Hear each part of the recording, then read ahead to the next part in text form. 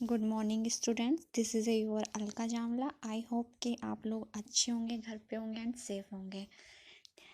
आपको पता ही है कोरोना बहुत ज़्यादा बढ़ रहा है। अभी आप लोगों की क्लासेस ऑनलाइन ही चलेंगी ताकि आप लोग की स्टडी डिस्टर्ब ना हो। ठीक है। ज़रूरत पड़ने पर ही घर से बाहर निकलें, अन्यथा घर पर ही रहें। ठीक है। और आपका क्लास स्टार्ट करते हैं। आज का टॉपिक होगा भारत के परंपरागत वस्त्र। भारत में अन्य कलाओं के समान ही वस्त्र निर्माण कला भी अपने मौलिकता रही। वस्तु निर्माण उद्योग केवल एक ही कुटीर उद्योग के रूप में ही था, परंतु उत्पादन उत्कृष्ट होता था। यहाँ के बने वस्त्र के सुंदरता नमूने भी दिखाई देते थे। जैसे वहाँ पे वस्त्र बनते थे तो वो एक नमूना, एक सुंदरता, एक सौंदर्य छाप छोड़ते थे अपनी। जब उनको व्यक्ति पहनते थे तो वो अलग से झलकते दिखाई देते थे। उनकी बनावट, उनकी सुंदरता दिखाई देती थी, जिससे उनको पहनने वाले भी बहुत ज़्यादा सुंदर और अच्छे दिखाई देते थे। जैसे एग्जाम्पल में, जैसे आपने देखा होगा, कश्मीर का पश्मीना, गुजरात का पटीला एवं बंधनी वस्त्र आदि रंग नमूने डिज़ाइन, सौंदर्य एवं सूक्ष्मता के उत्कृष्ट उदाहरण हैं। आपने देखा भी होगा, अगर आप यहाँ पे कश्मीर का कोई भी सूट या कोई भी स्टोल या शॉल डालते हो तो उसका पता चल जाता है ना कि ये कश्मीर का है। तो एक अलग है ना, एक छाप छोड़ दिया उसने, क्योंकि कश्मीर का बहुत फेमस, हमारे यहाँ पे एक फेमस हो जाता है ना कि स्टॉल फेमस है, कश्मीर का लेना है, मुझे कश्मीर का पहनना है। इस तरीके से कश्मीरी सूट होते हैं, कश्मीरी साड़ी होती है, स्टॉल होते हैं, ये सब वो गरम वूलन के होते हैं, वो जो कि यहाँ पे नहीं मिलते, हमारे यहाँ पे वो कश्मीर में ही मिलते हैं। तो वो एक फेमस हो चुके हैं ना। आप समझ, फेमस, अगर आप यहाँ पे पहनोगे तो आप वो यहाँ की क्वालिटी नहीं है। वो आपको कश्मीर में ही मिलेगी। ठीक है। भारत वस्त्र निर्माण कला आदि बारीकी सौंदर्य में कोमलता के लिए प्रसिद्धि स्वास्थ्य निर्माण का कार्य जुलाहे करते थे। वो जो हमारा उस टाइम पे काम होता था, वो ये होता था कि जुलाहे ही करते थे। इस तरीके कपड़े, धागे से कपड़े फैब्रिक को बनाना, ये काम एक होता था ना कि एक होता है कि जैसे मिट्टी का काम कुम्हार करते हैं, तो ये होता है ना कुम्हार ही कर। अब तो नहीं, ऐसा कुछ नहीं है, मिट्टी का काम बाकी लोग भी अब अपने रोजगार के लिए करते हैं, पर लेकिन उस टाइम पे ना ऐसा होता था कि वो जो कुम्हार का काम है उसको कुम्हार ही करता था। तो ये जो जुलाई थे, ये वाला काम वुलन, वीविंग, वीविंग का और बुनाई का काम जुलाई ही करते थे। उनके पास कोई अस्त्र नहीं होता था, कोई ऐसा नहीं होता। उनकी हाथ से ही वो बनाया करते थे।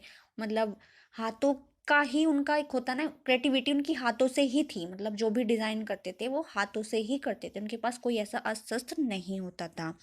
ठीक है।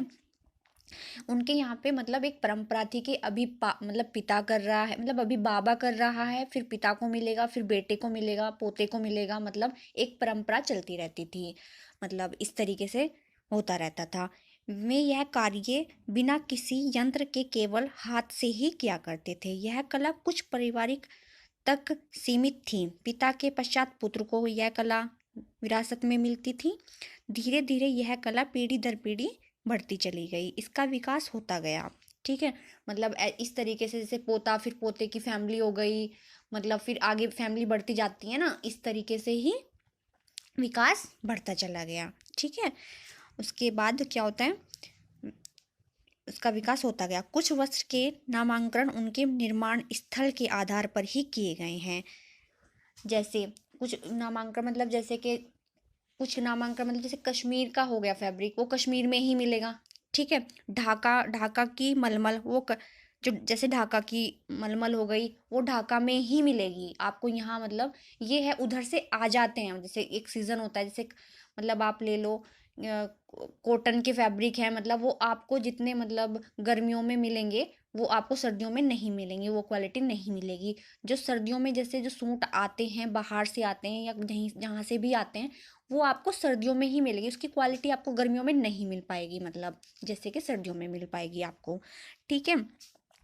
तो एक होता है ना कि वो उस टाइम पे ही आपको मिलेगा। तो ढाका की मलमल, कश्मीर का पश्मीना। ठीक है। ये सब आपको गुजरात का पठीला एवं बनी वस्त्र, रंग, नमूने, डिजाइन, सौंदर्य एवं सूक्ष्मता के उत्कृष्ट उदाहरण है। ये सब आपको एक एग्जाम्पल दिए गए हैं, मतलब कि जैसे कश्मीर का आपको कश्मीर में ही मिलेगा, ढाका की मलमल आपको ढाका में ही मिलेगी। मतलब एक उदाहरण हो गया ना, ये हम एक एग्जाम्पल दे रहे हैं कि ये यहाँ पे ही आपको मिलेगा। ठीक है। तो यह सभी वस्त्र बिना किसी यंत्र की सहायता से केवल हाथ द्वारा ही बनाए गए हैं। जो भी मतलब ये चीजें, मतलब अब तो कश्मीर में भी मशीनें आ गई हैं, मतलब ऐसा नहीं है कि सब हाथ से ही बनाते हैं, अब तो मशीनों का उपयोग होता है हर जगह। कश्मीर हो, ढाका हो, कहीं भी हो, गुजरात हो, बनारस हो, कहीं पे भी हो, सब मशीनों का प्रयोग करते हैं। लेकिन जब पहला टाइम होता था उसमें लोग हाथों से ही डिजाइन बनावट जो भी करते थे, मतलब जो फैब्रिक बनाते थे, पहले होता था ना कि धागे को करना, धरती पे मतलब बना लेते थे, एक अपना फ्रेम बना लेते थे, उस पे फ्रेम पर धागे को लपेटते थे, मतलब इस तरीके से वीविंग करते हैं, उस टाइप में वीविंग की तरह फैब्रिक को करते थे। तो उस तरीके से हमारा एक प्रॉपर फैब्रिक निकल के आता था। जैसे मैंने आपको, मतलब आपने सेकेंड ईयर में सीखा भी होगा वीविंग। तो वीविंग में हम क्या करते हैं, उसमें हम थोड़ा जो आपने सीखी होगी वो आपने लेस वगैरह से या जैसे भी आपने बनाई होगी, लेकिन वो जो धागा होता है उसमें भी हम एक अपना फ्रेम बना लेते हैं। उस फ्रेम को उसमें हम वीविंग वीविंग की तरह उसे यूज़ करते हैं, तो हमारा एक फैब्रिक निकल के आता है उसमें। ठीक है। तो उस तरीके से हमारा फैब्रिक बनता है, वो जो कि हाथों से ही बनता था। अब लेकिन ऐसा नहीं है, अब मशीनों का उपयोग होता है हर जगह पे। ठीक है। भारत में परंपरागत वस्त्रों में से कुछ वस्त्र जिनके प्रसिद्धि विश्व के कोने कोने में फैली हुई है। जैसे विश्व में कुछ मतलब फैब्रिक ऐसे हैं जो कोने कोने में मतलब प्रसिद्ध है। जैसे कि बनारस में या फिर जयपुर में आप ले लो, जयपुर का मतलब जो फैब्रिक होगा वो थोड़ा अलग यूनिक होता है। कश्मीर का तो आपको पता ही है, जैसे कि मैंने आपको बहुत बार एग्जांपल में बार बार बता ही रही हूँ कि मतलब उसका भी अलग है। मतलब अगर आप यहाँ पे उस चीज को पहनोगे तो आपको मतलब यहाँ के लोग आपको लगेगा कि यहाँ का नहीं है, मतलब कश्मीर का है या फिर बनारस का है या फिर जहाँ का भी है, ढाका का जहाँ का भी है। ठीक है। ये इस तरीके से होता है। ठीक है। सो ढाका की मलमल, ढाका जो अब वर्तमान बंगाल देश की राजधानी है, अपनी मलमल के लिए विश्व विख्यात रहा है। ढाका की मलमल के बारे में एक प्रसिद्धि यह कही जाती है कि यहाँ की मलमल इतनी सूक्ष्म व बारीक थी कि पूरे के पूरे थान की एक अंगूठी के छिद्र के बीच निकाला जा सकता था।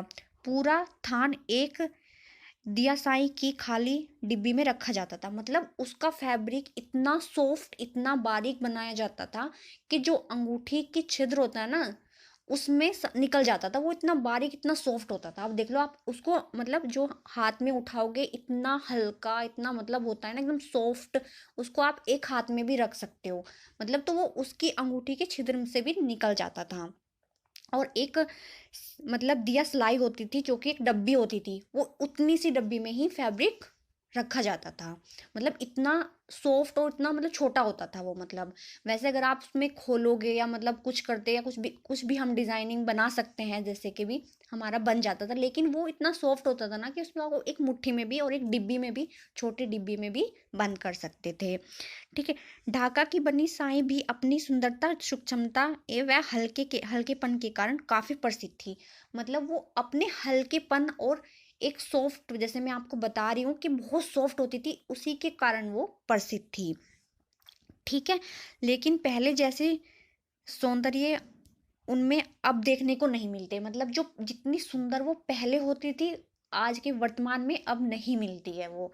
मतलब पहले डिजाइनिंग इतनी अच्छी होती थी, इस तरीके से सुंदरता इतनी अच्छे से उनको प्रेजेंट किया जाता था, मतलब इतनी सुंदरता से उनको बनवाया बनाया जाता था। एक तरीके से आप बोलते हो क्रिएटिविटी उनमें इतनी अच्छी होती थी। मतलब अब तो हम क्या करते हैं, नेट का यूज़ करते हैं, गूगल का यूज़ करते हैं, लेकिन पहले लोग कहते हैं अपने माइंड का ही, दिमाग का ही यूज़ करते थे और उसको बनाते थे। तो उसकी डिज़ाइनिंग जो होती थी एक यूनिक अलग होती थी, किसी की कॉपी नहीं होती थी वो। ठीक है। तो वो इसलिए ज़्यादा सुंदर इसलिए दिखाई देती थी। अब क्या होता है कि लोग क्या करते हैं, गूगल से उठा लेते हैं, कॉपी पेस्ट कर लेते हैं, वो डिज़ाइनिंग मतलब इस तरीके से कर देते हैं। तो अब वो चीज़ देखने को यहाँ पे नहीं मिलती है। सो आज का टॉपिक यहीं पे ख़त्म करते हैं। और मैं मतलब नेक्स्ट डे यही टॉपिक स्टार्ट करूँगी। अभी ये बहुत बड़ा टॉपिक है, मतलब ख़त्म नहीं हुआ है।